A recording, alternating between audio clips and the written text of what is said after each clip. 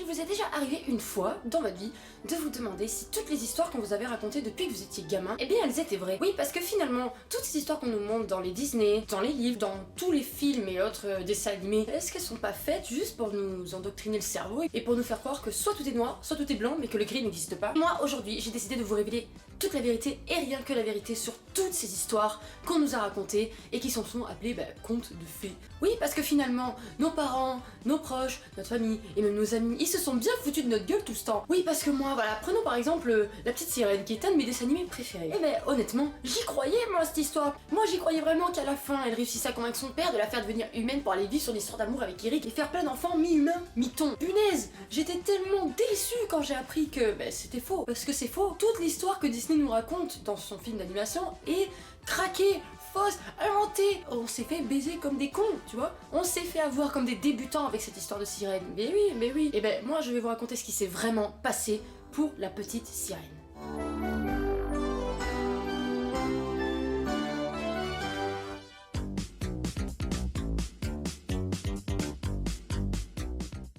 La Petite Sirène, qui est parfois aussi appelée la Petite Ondine, est à la base un conte de l'écrivain danois Hans Christian Andersen et dont on peut voir la statue, qui s'appelle d'ailleurs la Petite Sirène tout court je crois, à Copenhague, au Danemark d'ailleurs, voilà, juste devant la mer, on peut la voir, elle est ultra connue cette statue et d'ailleurs j'aimerais bien aussi la voir un jour. Enfin bref, passons dans le vif du sujet. La Petite Sirène n'a pas donc été créée par Disney, hein, elle vient bien de Andersen, qui à la base n'a pas du tout écrit l'histoire comme Disney nous l'a représentée, mais elle a été mieux représentée dans le dessin animé La Petite Sirène, qui parle d'une sirène jeune, hein, de 15 ans, qui s'appelle Marina. Je sais pas du tout quel nom elle a dans le conte de Christian Andersen, dans le texte original. De ce que j'ai lu en tout cas, il l'appelle simplement la sirène ou la petite sirène. Mais quoi qu'il en soit, si dans le gros du sujet l'histoire reste la même, il y a quand même beaucoup de choses qui changent et qui sont très différentes de ce que Disney a voulu nous montrer dans son film d'animation. La petite sirène, c'est une sirène, c'est la plus jeune de ses sœurs, là, tout ce que là, rien ne change, qui à son 15e anniversaire, comme le veut la coutume des sirènes, a le droit de monter à la surface et d'observer la surface de la mer. Et c'est donc ce que cette sirène fait. Elle monte à la surface et voit un navire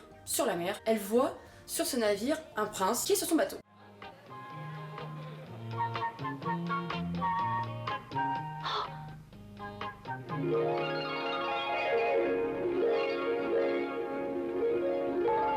Forcément, elle tombe amoureuse de ce prince, cet inconnu, cet interdit qui l'attire, je pense, malgré elle.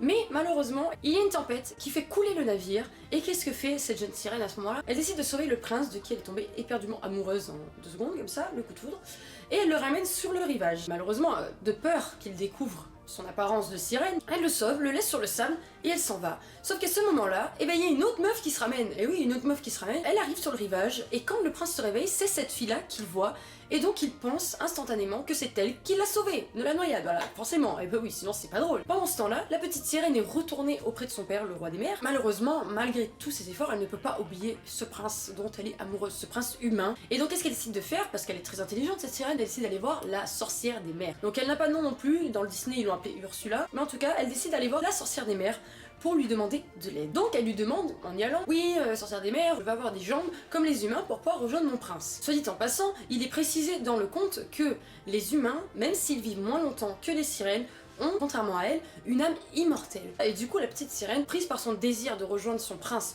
et de plus par le désir d'avoir une âme immortelle, ce sont là les 2 raisons qu'elle donne à la sorcière des mers pour qu'elle lui donne, comme elle le souhaite, des jambes. Sauf que la sorcière des mers, elle est maligne celle-là. Et oui, elle est maligne. Elle lui dit, oui, bien sûr que je peux te donner des jambes, mais en échange, il va falloir que tu me donnes quelque chose. Je te donnerai des jambes en échange de ta voix. À ce moment-là, cette scène se passe exactement comme dans le Disney, puisque Ursula prend aussi la voix d'Ariel. Chante.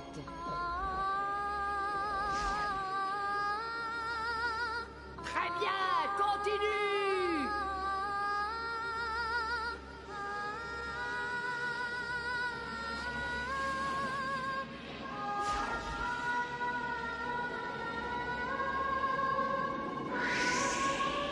Cependant, c'est un peu plus glauque quand même dans le vrai conte d'Andersen, puisque elle ne lui prend pas juste sa voix, la sorcière des mers lui coupe la langue également et la prévient que quand elle aura ses jambes, à chaque fois qu'elle marchera et qu'elle fera un pas dans le monde des humains, ça sera comme si elle marchera sur des couteaux. La sorcière des mers, avant de lui donner son filtre, la prévient également que si jamais elle échouait dans sa mission et que le prince ne l'épousait pas mais épousait une autre personne, elle ne retrouverait pas son apparence de sirène mais elle se changerait en écume car son cœur serait brisé. Mais la petite sirène, prise par son désir affolant de rejoindre son prince, accepte le marché de la sorcière des des mers et prend donc le filtre, la potion qu'elle lui donne. Suite à ça, elle se rend à la surface de l'eau, juste sur la plage, où elle avait secouru le prince quelque temps auparavant. Après moult minutes d'hésitation, eh bien elle avale ce filtre, cette potion que la sorcière des mers lui a donnée, et des jambes apparaissent à la place de sa queue de sirène.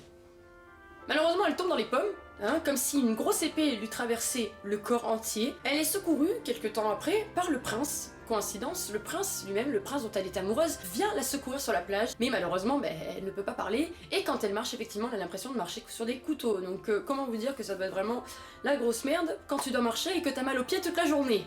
Bref, trêve de bavardage, la sirène est réunie avec son prince, mais elle ne peut pas parler. C'est pas grave, on a qu'à savoir du langage du corps, c'est ce qu'elle nous dit dans Disney, Ursula. Mais sans ma voix, comment est-ce que Tu as de la lune, une frimousse d'ange. Et ne sous-estimons surtout pas l'importance du langage du corps. Alors oui, au fil du temps, le prince s'attacha à cette jeune fille inconnue, sans parole, muette, qui l'avait secourue sur la plage. Mais il ne pouvait pas oublier cette princesse qui, selon lui, l'avait sauvée de la noyade. Il n'arrivait pas à s'empêcher d'y penser. Et puis malheureusement pour la petite sirène, qui avait fait de nombreux sacrifices pour pouvoir être avec son prince, eh bien ce dernier fut contraint par ses parents d'épouser une princesse d'un royaume voisin. Et même, quand bien même le prince dit à la petite sirène qu'il préférait l'épouser elle, eh ben, il ne pouvait pas refuser la décision de ses parents. Je ne connais ni son nom, ni le lieu où elle se trouve en ce moment. Je ne la reverrai sans doute jamais. Il vaut mieux que j'essaie de l'oublier. Ainsi donc, c'est vous que je désire épouser, princesse des mers.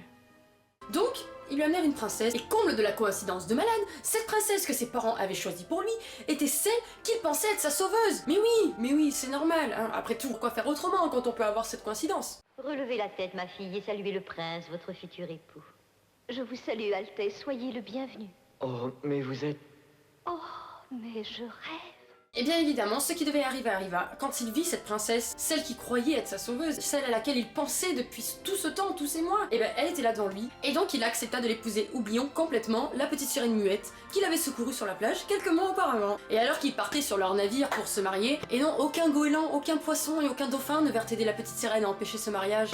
Non, puisque de toute façon, eh bien, le prince avait décidé de se marier avec cette princesse, et la petite sirène, qui était restée sur le rivage comme une grosse conne, eh ben, elle n'avait plus le cœur à rien en fait, elle savait que tout était perdu.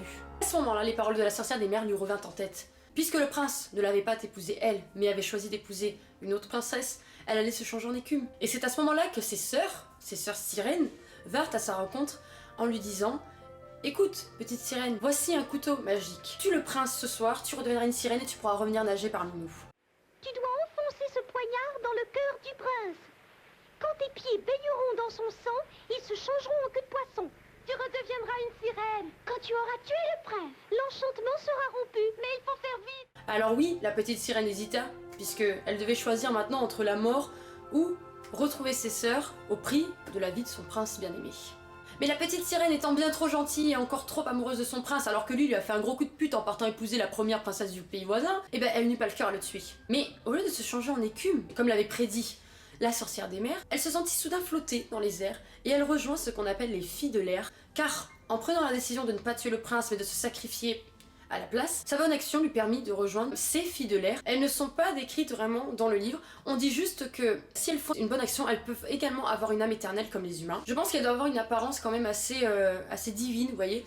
Je sais pas exactement comment elles sont décrites, mais en tout cas la petite sirène prend leur apparence et donc vit avec ces filles de l'air. Mais je pense que les filles de l'air représentent quelque part le paradis. L'histoire de la petite sirène, comme vous avez pu le voir, n'est pas du tout comme dans celle de Disney. Elle ne finit pas bien puisqu'elle meurt au final. Elle meurt et le prince se marie avec une autre princesse. Donc au final, cette histoire qu'on nous fait regarder depuis gamine et qui nous fait rêver depuis notre plus tendre enfance est en fait qu'un gros bobard, quoi. Je veux dire, ils ont tout changé l'histoire. Ils ont tout fait finir bien alors que l'histoire est carrément triste et carrément dégueulasse, glauque et tout ce que vous voulez. Quand j'ai regardé pour la première fois en cassette la petite sirène, donc qui représente la sirène Marina et qui est beaucoup plus fidèle au vrai conte d'Andersen que à l'histoire d'Ariel, et ben honnêtement j'étais choquée, genre j'ai été voir mes parents, je leur ai dit mais pourquoi vous avez fait ça? Vous m'avez menti, vous êtes des menteurs, c'était pire que quand j'ai appris que le Père Noël n'existait pas quoi. Enfin bref, tout ça pour dire que Disney n'a évidemment pas fait ça pour nous mentir délibérément, ils ont fait ça juste pour nous dire mais non, on peut rêver, et voilà, parce que la morale au final de la petite sirène, c'est qu'il faut toujours s'accrocher à ce qu'on veut, et que les apparences sont parfois trompeuses. Voilà, moi je pense que c'est ça la morale qu'a voulu faire passer Disney à travers ce dessin animé. Parce que s'ils avaient fait une histoire comme la vraie histoire d'Andersen,